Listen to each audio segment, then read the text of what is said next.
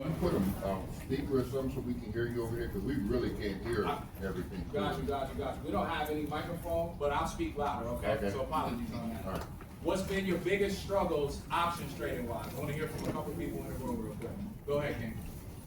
So my name is Douglas McGee, and one of my biggest struggles is actually knowing the percentages as far as how far out to buy the stock, to sell the stock options, how far below the strike price should I put the puts, how far out should I put those puts, how much should I put on those puts? You see what I'm saying? I got and you. then, but go ahead, give me an I answer. just want, now, we're going to get to that, but thank you for that contribution. All right.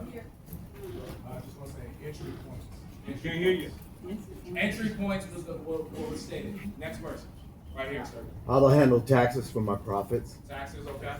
Yeah, okay. Capital. Okay, we have it. My bad. Not being greedy. Not taking, seeing profit, taking profit. Go ahead. How much of my total, what percentage of my total portfolio should I allocate for options? Okay. Every year.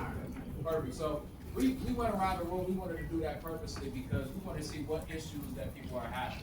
You know, one of the things I always say is when you first get started trading options, like one of the biggest things for me was when I first started, I didn't just jump right into options.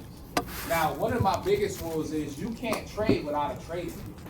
So if you are trading without looking at a technical chart, you're doing this thing the wrong way.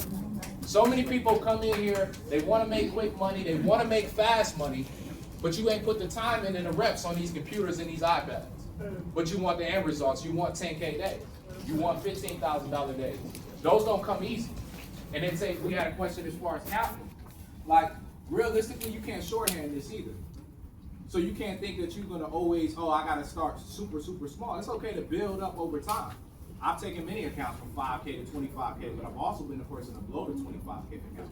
I've taken the account to 100,000. I've also blown it down. I've taken the account to $1 million. I've blown it down. So I'm someone that's gonna come and teach you, not just about the good times, but about the bad times. So, Let's back up a little bit. I want to talk business 101 before we talk options 101. Yeah. Okay, let's talk business 101. Yeah. Okay, when you buy something, you pay an expense. When you sell something, you collect revenue. Okay, so let me repeat that. When you buy something, you pay an expense. When you sell something, you collect revenue. Right? When I buy this glass, I pay an expense. When I sell this glass, I collect revenue. Is that straightforward enough? Yes, sir. Okay, so what I do is sell options, okay? I like collecting revenue. I need my cash up front now today. I busted my ass for America 20 years straight. America must bust its ass for me the next 20 years. That's only equality. Okay, so I sell options. Lawrence Uckley does more buying options, okay? So when I sell an option, I collect revenue up front. Day one, I get paid. Then I go live.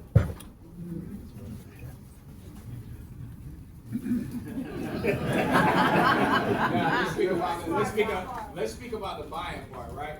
Because buying and selling go hand in hand. If you don't understand selling, you can't understand buying. So how many people in here have sold options? I'll show you. All right, so a lot of people. So what's the requirement if you want to sell an options contract? Capital or 100 shares, right? So you gotta have the cash to secure the put, or you have to finish my sentences over here. Thank you for that. Right? Or you gotta have the shares to actually be able to leverage and sell an option against. So I always say one of the things when I first got started, when you're starting small, you may not have 100 shares of something. So you're trying to build, right? How many people in here have traded leap options? How many people in here know what a leap option is? Why I even ask? Right? So leap option is an option that takes, at least 365 or more till expiration date. So for me, it's about finding quality companies before they blow. That's number one. People see us, they see these big investments that turn like Palantir. How many Palantir owners we got in here? Palantir over the past year went up 10x. Last July, Palantir was $20 a share. It's knocking on the door of almost hitting 200. So the thing is that we can't just rush into investments and just think that all of a sudden these things always just grow overnight. Then also you gotta buy when the market's low, sell when it's high. So when you get back to peak points like this is the time right? When we talk about selling premium, do you make more money selling premium when the market is at a low or when the market's at a high? Make more premium when the market's high. You make more premium. Now, why is that? There's more activity when the market's high. So I sell my covered calls on a green day. Yeah. So you want to sell into what? Strength, right? Correct. Buy into weakness. Selling the strength, buying the weakness. I want everybody to put that on your notes right now. Selling the strength, buy into weakness. So when the market drops 20-25% in a month or a 3-month time, that's the best time to buy. These instances, we go through the past times when we had market pullbacks, right? We'll take this thing back to 2018. The market grew down 20%. What it did after that? Ran back up, made new all-time highs. Market came down 20%. March 23rd, 20% the stats. Market ran back up to the all-time high. We ran all the way until 2021, 2022. Market drew down again. So the best time to buy is when there's blood in the street. When DT is talking all that crazy stuff about tariffs, everybody worried about the wrong thing. You should be putting your bread up. DT going DT, but you still got to make moves right now. So tariff or no tariff, you got to make moves. And now, when you understand the options game, you look at politics a lot different because money's always moving. So DT start talking that crazy stuff with China. Guess what? You put a put on it. DT come back and retract some of his statements, which he's good for. You go home. So the market is back at an all-time high, but yet DT ain't stopped being DT. You know who DT was. He ain't gonna never stop being DT. This game was designed to take the money out of the impatient and give it to those in the patient. Now let's talk sectors for a second. Everyone, I came in here to put bread in your pockets. So I want everybody to listen up. We're gonna talk sectors. You see, when sectors get beaten down, that breeds opportunity. Right? So what's the sector that's been getting beaten down right now? Healthcare. Yeah. Right? United Health, NVO, Eli Lilly and Company. Right? The XLV ETF in totality has been getting hammered. So what does that bring to me? Now I take a look at my process. What is a day-to-day like for me? I open up this laptop, this computer, I crack it open. What's the resources that I've used? Yahoo Finance. Yahoo Finance is completely free. Yahoo Finance and TradingView stay up all day for me. Why? Because these are platforms that I can actually pull proper information off of. Right? So when I understand how to evaluate a company, it's about price you pay, yes, but value that you get. You see, you make your money when you buy a company, not when you sell it. Listen carefully. You make your money when you buy, not when you sell. Because it's about when you buy into an equity. A lot of times people chase these hype-beast investments, these overvalued companies. But when you focus on buying at the right time, expect time is your friend, it can be your enemy. For what Arrow does when he's selling options, everyone say theta. Theta. He makes money off of time decay. So the longer that an option is trading sideways and he sold it, it could stay in the same price range, but he's making money. If I buy an option and it stays within the same price range, what's going to happen? I'm going to lose money. So when you buy an option, that is considered to be a what? A theta negative trade. When he sells an option, it's a what? Theta positive. Correct. I want to piggyback off what Lawrence just talked about a minute ago. How many of us are beginners? Beginners, okay. Let's talk some basic selling strategies. You got your notebook out? Got your phone out? We're going to talk 4 basic selling strategies. Okay, as the seller, you get paid up front, day 1. Okay, you got your notebooks up. We're going to talk 2 basic selling strategies and 2 advanced selling strategies. Okay, Lawrence just mentioned the cash secured put. Okay, right on your notebook. Cash secured put. Cash secured put. You put up your cash as collateral. First selling strategy, cash secured put. Second basic selling strategy, covered call. Okay, number 2, covered call. You put your shares up as collateral. Gotta own 100. Gotta own at least 100 shares. Okay. So far, 2 basic selling strategies: covered put, covered call. Okay, that's 1 and 2. You can be financially free off of those 2 strategies alone. I'm financially free off of those 2 strategies alone. Okay, I'm never going back to work. Okay, let's talk 2 more advanced strategies. Okay, third strategy. You might have heard about this strategy. Doc talks about this. I talk about this. The wheel strategy. Strategy 1, then 2, or 2, then 1. Okay, the covered put, then the covered call. or the covered call, then the covered put. That's the third strategy, the wheel strategy. Okay? 1 and 2 consecutively. Fourth strategy, the covered strangle. 1 and 2 instead of consecutively, 1 and 2 simultaneously. Okay? Those are the 4 strategies I use. 4 selling strategies. Okay? You can get financially free off of those 2, off of those 4. First one, covered cash secured put. Cash secured put, number 1. Covered call, number 2. Okay? 1 and 2 are the basic selling strategies. Sell call, sell put. Third strategy, the wheel strategy. 1 and 2 consecutively. Fourth strategy, covered strangle, 1 and 2 simultaneously. If you just master the first 2 strategies, you can be financially free. Okay? You don't need to learn 30 trading strategies. You can just master the first 2 and be financially free. Okay? 90% of the time, I'm just selling calls and selling puts. I'm keeping it simple. Life is hard enough. I'm keeping the options simple. I'm rerunning the same strategies period after period. Okay? No 30 strategies, 1 or 2, just master 1 or 2 strategies. Repeat those 2 strategies every period, the rest of your life. Sir. Questions? Questions on anything we went over? I just want to make sure I got it right. Okay, Go ahead, covered Mal. secured, Cash- put, Cash secured. cash secured, put, covered call, a wheel, Wheel, that's 3. 4, covered, strangle. covered string. So let's simplify it. I'm a simple guy, let's simplify it. Number 1, sell put. Number 2, sell call. Number 3, wheel. Number 4, covered strangle. Sell put, sell call, wheel, covered strangle. 1 and 2 are the 2 basic selling strategies. Just master 1 and 2. Don't get too cute with it. We want freedom, right? We don't want to replace one day job with another day job, right? Wheel. Number 3, wheel. Okay, so the wheel is just 1 and 2, or 2 then 1. Okay, the covered put, then the covered call, or vice versa. We got 3 questions. 1, 2, 3. Go ahead. Go in the back, sir. Speak up. It's cash reserve. Yeah, I would say that. Can you repeat it? All right, so We didn't his hear it. question was, how much cash reserve do you need to be free, realistically? I can speak from the perspective of when I felt free. Yeah, sell cover calls, cash secure puts, do everything. I think you need a quarter at minimum. That's just my thoughts. Right?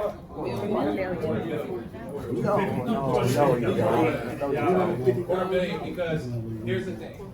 You should never, and this is for anybody in here that's listening, right? You should never use all the cash in your brokerage account to be using it on trades. That's just principle number 1. You should never have an available balance of, we'll just use the example of $250,000, right? Just because you have $250,000 don't mean you should have $250,000 up on the market. You should always have cash on the side, especially when we talk about options particularly. And buying options, I'm going to be very specific. With selling options, a lot different because it's a credit trade. Anytime you sell something, you get paid up front. So his cash, I would say this, right? Your cash in a bank account is not going to perform nowhere near the cash in the market selling options against it. So your brokerage account should now become your high yield savings account because you should continue to leverage. Once again, you use these strategies. He talks about a cash secure put. This is what you utilize when the stock market is down. You identify and look for discounts. So when stocks fall 20, 30%, don't just look at the naked eye. You should look at the fundamentals to say, is this a quality business that I should be buying? Because what happens is we can be fooled by price. There's certain stocks with low prices that I would never touch. There's certain stocks with high prices that I'm dreaming of grabbing, right? And so the piece is, when I see these stocks that have valuations, let's speak valuation. Ideally, we want 15 to 30 PDEs, right? That's industry standard. 15 to 30 is going to be fair value price to earnings ratio. How do you get that? You take the price of the stock and you divide it by earnings in the past 12 months, which is also highlighted TTM. So trailing 12 months.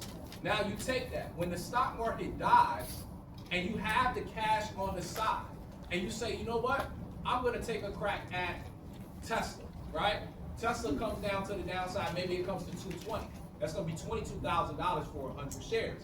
You have the cash on the side. You never want to be a simple buyer. You never want to use just only one strategy to be able to get assigned into a position. Because here's the risk, right? You take your 22 bands and you buy at 220, but then Tesla drops to 150. You're down 7 bands, unrealized loss, right? But if I sold a cash secured put, maybe I collected 1,500 or 2,000, right? Now, if I collected $2,000 and the stock I purchased was at 220, it drops to 150. How much am I down? 5 bands. Now, if I would have bought a put using technical analysis to see, that level at 215, if the stock breaks here, it can go to 203. You bought a put. That put option netted you back 2,000. You simply just made $4,000 hedging your investment. The thing that a lot of people don't speak about is there's going to be times when your portfolio drops. Can you stomach it? There's going to be times where you go ahead. Let me add something on the 250. Yeah. This applies to any capital base, but 250 is a good capital base to get financially free. Any capital base, if you're a moderate trader, you can expect about 2% a month. If you're a conservative trader, about 2% return a month. If you're a moderate trader, maybe 3% a month. And if you're more aggressive or higher risk tolerant, maybe 4 or 5% a month. So what you guys are going to do today, calculate your cost of living. Okay, calculate your cost of living, and then you're going to reverse engineer how to eliminate that completely every month. Maybe using about 250, 230, 240, 250. Okay, 2% conservative, 3% moderate, 4% aggressive monthly return. So imagine take your 250, 3% monthly return. Your cost of living is almost entirely eliminated. My 20 grand won't get me to count 3. With your 20 grand, you can start eliminating one bill at a time. Eliminate your cell phone bill, eliminate your car note, then you scale up, then you eliminate your insurance, you scale up, then you eliminate your mortgage or your rent, then you scale up and you eliminate every bill. Eliminate one bill at a time. Yep. And I would say, what was your question, just so I was clear on hearing you? 20 grand, so it won't, does that mean? Well, look, 2% of 20 grand is 400, right? To start. To start, but look, you'll scale up. $400 a month eliminates your grocery bill, your cell phone bill, and eventually your capital base increases. 20 turns into 25, then 30, then 50. Eventually, the 400 a month turns into something larger, and you live for free. So conservative, you can expect about 2% return a month. Moderate, about 3% a month. More aggressive, maybe 4 or 5%. Depends on your response. So we got one right here. We're coming to you. What is the time of the options? Your income does not come until you sell it, right? So tell me the relationship between the length of the life of the option versus how much percentage, like for instance, you said a month, right? If you're not realizing that profit within a month, then are you just doing averages over time, or? As the seller, you get paid upfront, day one. You collect your revenue upfront. Well, that's only for sale. He's talking about selling. Correct. Which I'll speak about the buying piece when you talk about the realized part, right? So my basic, he gave this formula, right? My basic formula that I want everybody to put down, right? I want everybody to take this note, very important. Ideally, when I buy options, I never want to buy really less than 60 days.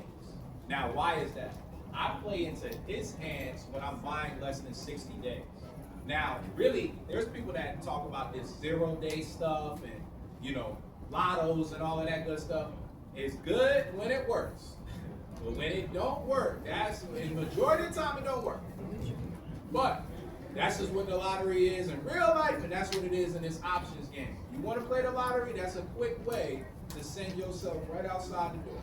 So my number one rule is do not buy options, right, realistically less than 30 days. Because we're playing. Now, I prefer to buy 6 months and out, right?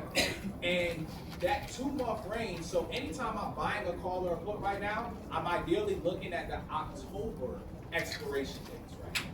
So I'm pushing them out to October, November, right? December, and as well as January and further beyond. I'm sitting in Uber calls right now that I've sat in since $60 all the way, and Uber's up here at $95 for June of 2026. So that doesn't expire until next year. And so the piece that I want to add to this is you want to buy time because you play into his hands selling. right? So when he's selling his options, you're selling them shorter dated options, which have what we call a high theta. My delta to theta ratios. I want to explain this. Delta is the amount per dollar as the option increases in value that you're going to make. Ideally, my bona fide strategy is I buy in the money options, ITM. Everyone write that down, ITM. So I find a quality company in a proper setup via my charts and my technicals. I take a look and I analyze and I say, okay, if this stock can break through this level, any trade that I take, I have at least 1 to 2 targets minimum, sometimes more. But my goal is to allow that stock to hit those targets, and I want to sell before expiration date. So I don't want to, just because I bought an option for January, means that I'm going to hold it till January. Not unless I plan to exercise. Strictly the strategy is, I want to see, well now, this stock price can increase or decrease by $10, $15. Now I can get out of that trade and take my 20%, my 30%, my 40% way before. The reason I buy time is because I want to protect myself. I always want my delta to outweigh my theta. So everyone say 3 to 1. 3 to 1. So if your delta is 60 cents, but your theta is 20, what is that? That's a 3 to 1 delta to theta ratio. So as long as my theta is 3 times less than my delta, I'm good with that. Majority of the time when you go out 2-3 months and you buy deep in the money options, so let's say the stock price is $100. I'm going to buy $85 calls, $90 calls. I don't play the lottery and try to buy $125. We ain't there yet. We could hit there, but it's a high risk type move. Options are already an instrument that's a high risk. Trading in this game of what? Probability. What's probable to happen. So I try to focus on the probabilities. So I'm buying deep in the money options, at least 2 to 3 strikes within the money. My delta needs to be higher than 60 cents. So that means that I'm making $60 per dollar that the stock goes up. So if the stock goes up $10 and my delta is 60 cents, how much I made on that contract? 600. Now if I bought 2, 1,200. Bought 3, 1,800. You guys continue to do the math on that. So that's how you scale. Right? That's my bona fide strategy when he spoke in the beginning about choosing one strategy that's going to work. This is my strategy I go to. Here's a good way to think about your question, answer your question. And you think about selling short-term options and buying long-term options. Yeah. Sell short-term options, buy long-term options. How would you leverage between the two? If you have something that's 6 months out, it's going down. Do you now? You're 6 months out, you still have something. You still have something. So I want to be clear, you have something 6 months out that you bought a call on, right? So you would leverage that by day trading. So that's something there's contracts, for example, I use Uber, for example, right? Uber, I have a contract out till June 2026. We know that the market ain't gonna go up at all, right? So when you're in position, I don't recommend, there's gonna be times when you're long the market, but you should also be taking positions to hedge yourself short term. That's where you come in with buying some shorter dated puts. Now, I'm not saying to buy less than 30 days, but this is where the technical part has to come in. Because there's going to be times where the market comes down, BT may open his mouth one day, right? 115. This market can get volatile with him as president. So if you got your money long-term invested here, you might need to be, I always say this, this is why I use Yahoo Finance. We're going to take the next question. There's no way that I could literally be keeping track of everything. You need alerts. Anytime I'm on calls, some people in here probably came into the program that me and Dr. Boyce did, the 6-week masterclass. You guys have seen, when an alert comes off, we move into a trade.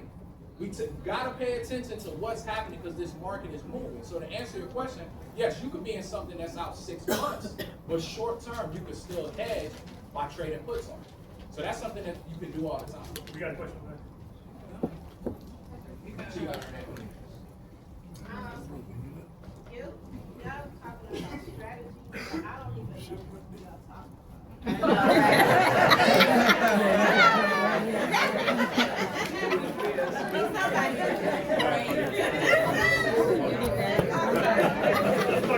Let's two simple selling strategies.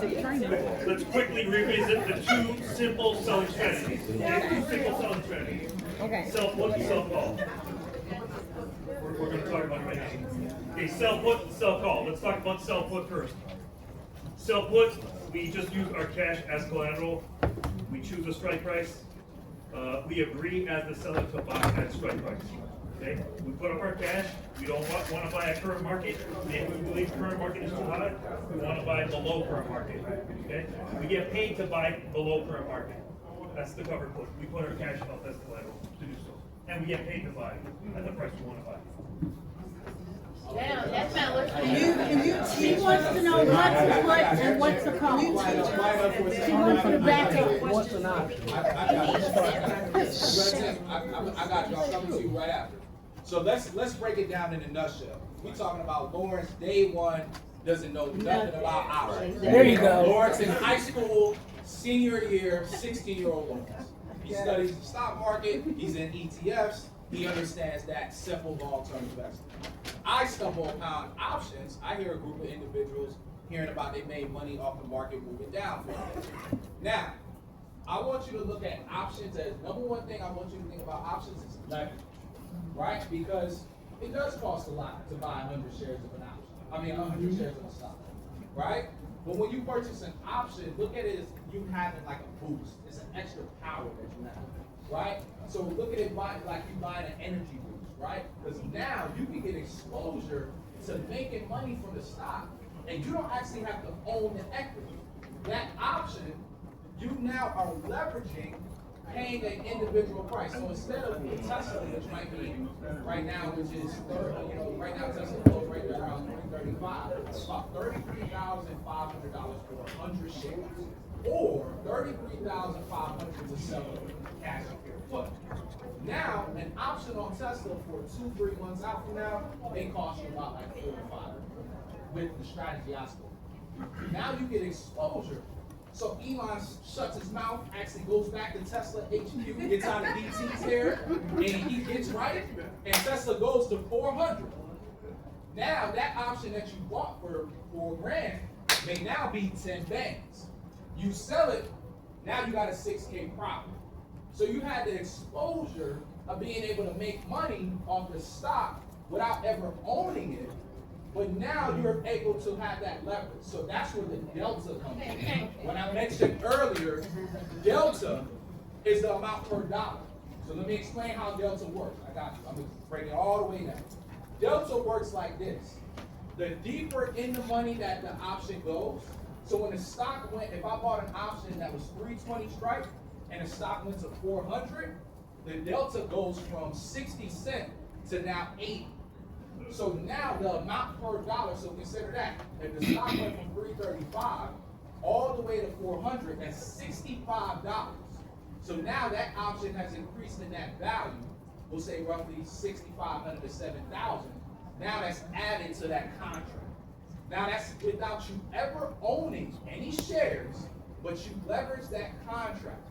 The way you want to manage that contract will be 2 months from now. So options expire every single week. So this upcoming Friday, options going to expire. The following Friday, options going to expire. We have contracts expired September 19th, October 17th. You can buy options all the way to January of 2027, right? Now those contracts, the further out you go, the more expensive. When he's talking about selling options, he wants to take your money. It's like his strategy is his strategy. This is the game of Wall Street, right? It's the vending machine that don't never give you the snacks.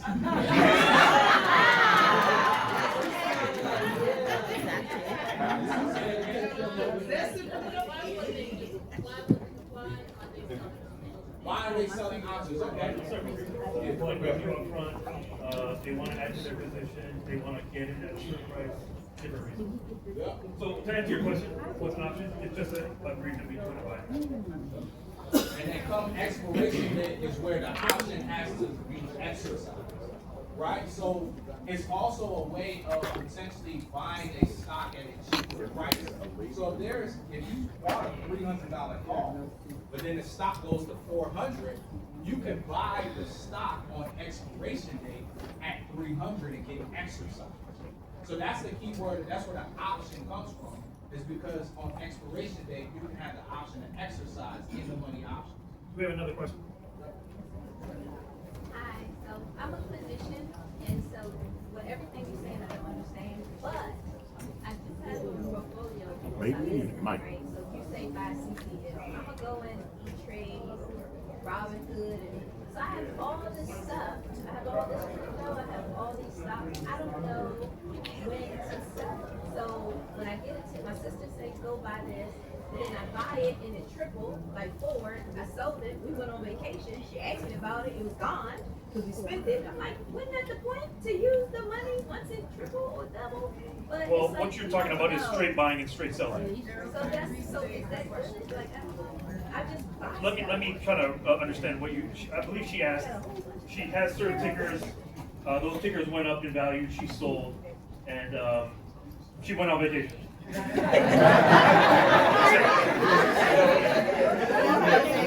So think about it like this. Think about it like this. We like to get paid one time, but we like to get paid 2 times, 3 times, 4 times, 5 times. So if you own a certain ticker and that ticker goes up and you sell, you get paid the one time. And we don't like getting paid one time. We like getting paid 10, 25, 50, 100 times. Okay? So what she can do is buy 100 shares of the Ford, or 200 shares, 300 shares, 400 shares, and you sell the right to sell at a certain price. So you repeatedly get paid off of Ford, not just one time. So would And you you can call go on that vacation every week. Would you say it was like leasing the stock out there? Correct. Correct. For any real estate investor, think about it like this: you own your rental property, your tenants pay you a monthly rent every month. Okay. Now, one strategy, the sell call strategy. I own my shares as my rental property. I sell my calls, and I collect my rent every period. Same idea. Okay, so think about it like this: rental property is analogous to the sell call. Okay, for all you real estate investors. Yes, sir. Okay. My name is Quincy, and I've traded before, so I try to explain to you guys how I understand it with stocks and options. Louder. So stocks. Hi, my name is Quincy, and I've traded before, and I'm going to try to explain to you guys in a simple way how I understand it. With stocks, like everybody know, you can buy any stocks of a company, right? So it could be Tesla, Amazon. You could buy stocks of it, right? So you could buy one stock of it, or you could buy 100 stocks of it. But with options, it gives you the option to not only own the stock, because you can own Amazon and then you can buy the option of Amazon. So instead of just owning it, you can buy the option and then you can make more money. You don't have to wait for the price of the stock to go up. You can buy the option, and whoever buys that contract from you, you make the money right away. That's how I understand it. So what Quincy just mentioned was kind of like 2 strategies in one: the buy call and the sell call. So buy call, you pay an expense up front. Sell call, you collect a revenue up front. Thank you, Quincy. So are we buying the equity? So this is about equity, right? In the stock? If you own the shares, if you own the shares. Yeah, if I own the shares. So I'm Correct. just You own living the off my equity. Correct. You're an owner of that company. You don't own the shares. Go ahead, Mel. I use Robinhood for individuals. You good? You use Robinhood for individual investing? Options trading, but I also like to do it for my business as stream of income. And do they allow you to use your EIN in a separate Yes. account? Do I have to use Yes. a different platform? Not on Robinhood, Do though. not use. I want to be clear about this. So you can have a interactive brokers account. You can use TD Ameritrade to set up an account. TD Ameritrade is also owned now by Charles Schwab. So you can set up an EIN. My preference though would not be to use an existing business though. You do not want to co-mingle funds. You don't want to use an existing EIN. Now there's advantages to a trader trading under a business. Once you really start turning this thing, you don't want to trade underneath your SSN. So you want to trade underneath your EIN number. Now, back when I first got EIN accounts, it was a lot easier. To my understanding now, the requirements are a little bit more. But it's still, of course, still possible. So you would want to separate it. You would not want to do it with an existing business. On Robinhood, you cannot do that. You can do this on a platform like Interactive Brokers, Trading Station. You know, you can do this on other platforms like those. Let me piggyback up. If you're looking to set up a business account for your option trading, check out Charles Schwab is good and Vanguard is good. Okay, so I don't have a question, okay? Yes, ma'am. I'm by this door, there's a lot of noise in traffic, and I can only hear half of what y'all saying. But I have heard enough to know that I wanna know more. So what I wanna know is, how do I get in your next class? We'll exchange contact information. Okay. To answer that question, you can come see me as well. You come see this beautiful young lady right here in Italy as well. Yes, sir. So if you want to set up as a new option, how do you? This is just a trading account with insurance, so not just options, right? So if you wanted to set up your trading account, So how would you start that business? You take a personal financial business account and go from there? so you want to create a brand new LLC. Create a brand new LLC, go to the bank, get a business account, run that business account, then connect that ACH, and then take that money ACH from your bank account, your business bank account, put it in now your business focus. What I did was fund my business account with some personal cash and some my HELOC. Now, How much capital do you need to get started? I would say a sweet spot for buying options, right? It's gonna be different for selling, right? But a sweet spot to buy options, someone brand new is right around that number that brother said earlier, right there. That $10,000 to $20,000 range is where you can do, because for the most part, the contract that I'm gonna tell you to purchase and teach you about buying, they're gonna be getting the money. And they're gonna be, once again, 60 days plus out. Majority of I'm trading companies, I trade Tesla a little bit, but my top 5 companies that I've traded, AMD, Boeing, Apple, I trade the SPY, the QQQ. These are things that I trade on a regular basis. So those contracts are gonna probably cost you anywhere in between $1,000 to $3,000 on average, right? So having 10 to 15 to 20,000 for purchase leaves you enough money in the account, because I don't want you over leveraging your account. I don't want you putting, if you got 15,000, you shouldn't have the whole 15,000 on options. You have 15,000 in the account, you're using 5,000 of it to purchase trades and contracts. Let me give you the selling And answer. it's for the seller. Anything less than 10,000. 10,000, 2,500. You can start selling options for about 2,500. Okay. Depending on the ticker. They're not gonna stop. Should I be, I just want to ask one question real quick. Should I be watching Prime videos to find out on the start? It's a good start. It's a good start. Good start. That's all I need to know. Y'all be rich.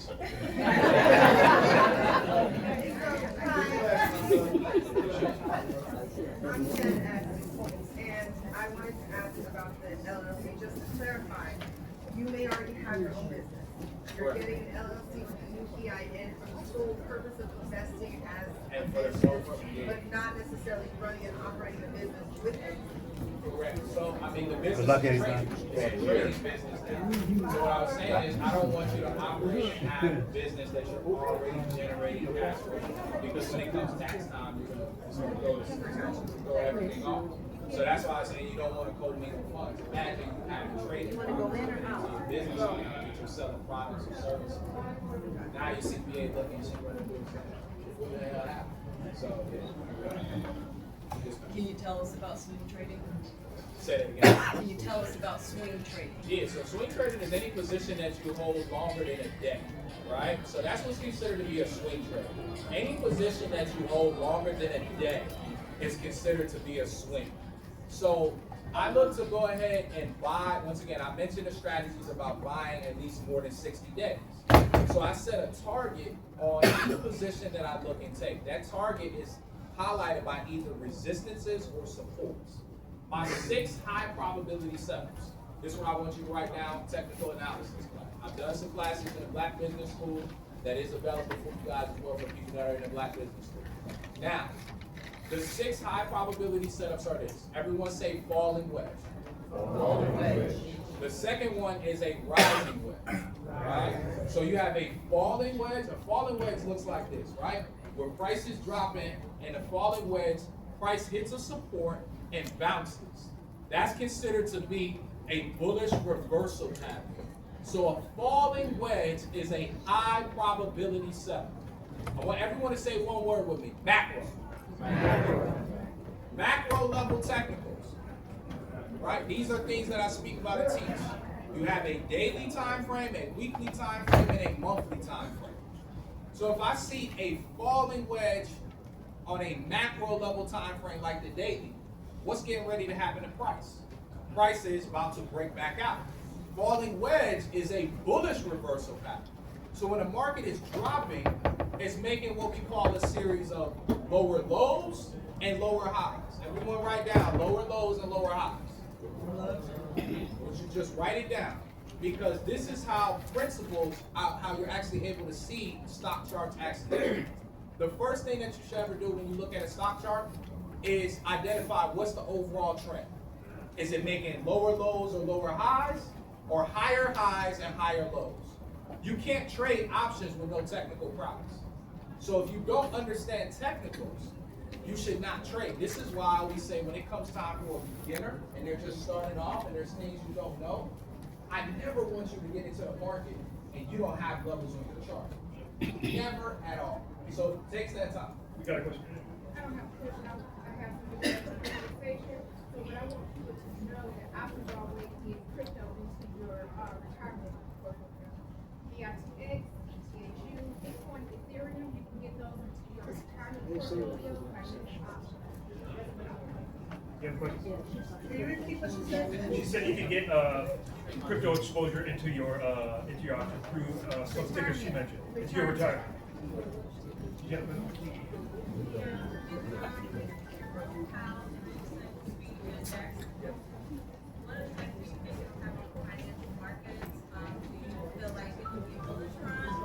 Because for me, I'm still trying to understand the emotions that play Correct. into Correct. stocks. Right. Because I can hear things and I'm like, are these people crazy or no? Like, I don't get it. So I'm trying to, like, for your expert analysis, literally what you put out, like, yesterday or yesterday, Yep. like, how do you think that will affect the financial markets? I'll give my brief answer. You saw he spoke about sentiment. Her question was, what's the sentiment behind Powell's speech Friday morning? You already saw what happened. It was all green after 10 a.m. yesterday, right? So people anticipate the Fed cut the rates next month. Let me mention something. She mentioned one key thing: psychology. Okay, so there's three main skills to be successful at options. Three main skills. Okay, write it down. Three main skills to be successful at options. Okay, three main skills. Mathematical skills. Okay, no advanced topology, no advanced number theory, no advanced cryptography. Multiplication, division, addition, subtraction. First key skill, mathematical skill. Basic mathematical skill. Second skill, technical skill. We have to navigate the different platforms. Navigate Robinhood, navigate Schwab, navigate E-Trade. Technical skill, second skill. Third most skill, most important skill. Third, psychological skill. Can you repeat those, please? Mathematical skill, technical skill, psychological skill. Okay? How am I going to react if this happens emotionally? Am I disciplined? Am I patient? Am I impulsive? Am I crazy? Can I sleep? So the most important skill to master with options is the psychological skill. Mathematical, technical, psychological skill. We got one in the back right here, then we come right here. Go ahead, King. I don't think we finished with the 6 high probability. Speak up, Antoine. We can't hear you back. The six high probability setup. 6 high probability. I got you. So let me finish. I gave you 2. Yep. I'm gonna give you the other 2. Double bottom, double top, bull flag, and bear flag. So that's 6. Let's run through them. Double top, double bottom, rising wedge, falling wedge, bull flag, bear flag. We want to spot these on the monthly, weekly, and daily time frames. So if I see a daily bull flag, what do you think I'm doing? I'm buying a call or a put? I'm buying a call. If I see a daily bear flag, what do you think I'm doing? I'm buying a put. If I see a daily double bottom, what am I doing? I'm buying a call. If I see a daily double top, I'm buying a put. If I see a rising wedge, I'm buying a put. If I see a falling wedge, I'm buying a call. Those are 6 high probability setups. You stick to those 6, you don't overtrade. He talked about psychology. You should not trade every day. Let me tell a story real quick. Lawrence Everson, I'm a freshman now in college. You know I'm giddy. I'm making $600, $800 a day. I'm walking in class. Here's the thing about it. I should have stayed off that computer. Because here's the thing, right? You can start off a certain way. The psychological piece is so important, right? It's greedy. You know, at the time, I'm 18 years old. He's like, yo, you made $600 today. That's more than what most people make anyway, right? At the time. So $600, I'm like, shoot, I'm good. But you start to feel like you feel different. You're like, I want more. Trading is very addictive, so you gotta understand you should not trade every day. Trading every day is not necessary. Trading when there's a high probability setup, those are the 6 that I just gave you. So what do? He said it plain as day earlier. Now it's about how I prepare. So I take days like this, Saturday and Sunday, I don't go out and party, there's no reason. I'm on these charts, I'm gonna study, develop what my watch list is. So I should have each week or each month, I should have at least 5 tickers that have that high probability setup. And I look to take trades off of that high probability. So once again, the management piece psychological. He said it perfectly. What am I gonna do if this goes wrong? You don't win on every trade. I don't care what people's talking about. Otani ain't hitting a home run, Steph Curry ain't hitting every 3. But for some reason, sometimes people in this space think that you're gonna be perfect all the time. So you gotta have a plan for when you're wrong. So every trade should have an exit point, right? From a take profit and a stop. Right? Now that looks different for different people. Some people is gonna say, well, I'm more risk adverse. Some people say I have a higher risk tolerance. So for my high risk tolerance people, they may say, for example, I'm willing to lose maybe 20 to 25%. That may be on the high side, right? They're feeling a little bit more risky. For my lower risk tolerance people, it may be 5 to 10%. You want to decide up front. You want to have a conversation. You can't hear with your spouse, whoever. You need to have a conversation. Anybody that you have, you need to have a conversation. Because fellas, listen, you don't want to put that 50 bands in a brokerage account and you go talk to the lady and it's at 20. She's going to be looking at you crazy. So you better be utilizing these stop losses. And y'all know I'm talking this talk right now, fellas. Listen up. Don't be trading without no stop loss. Do not, and ladies as well too, do not trade without a stop loss. That is number 1. So it's not about the capital that you have, because you can have 5,000 and be a better manager than someone who has 100,000. So it's also about risk management. Okay, we're gonna wrap it up. Yep. I've been doing stock options for a little over a year, and I've taken several of their classes, and it's done quite well. And it's pushed me into a higher tax rate. Someone that can assist me with tax strategy. Yes. Money was in, you don't give it to the IRS, you don't know. More questions regarding tax strategies. Janice is around here. She works with the Black. She's right there. She's Find right there. Janice. Yeah. I'm Shanice. Oh, right here. This has to be our last question because we're going to roll into the crypto session. Yeah. So We started a couple minutes late. So, we staying here. so can we get like 5 minutes? There's a crowd in the hallway waiting to come in. Alright, so you guys would like to hear more information. Come meet us. Come meet us. Okay?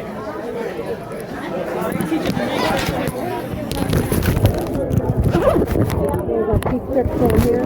Take time to learn all that stuff. Crypto thing. Yeah, I was going to say, that one didn't go so well. Just to introduce you to it. I'm trying to grab that seat for the next time. What's the next section? Crypto though. Yeah, what's that?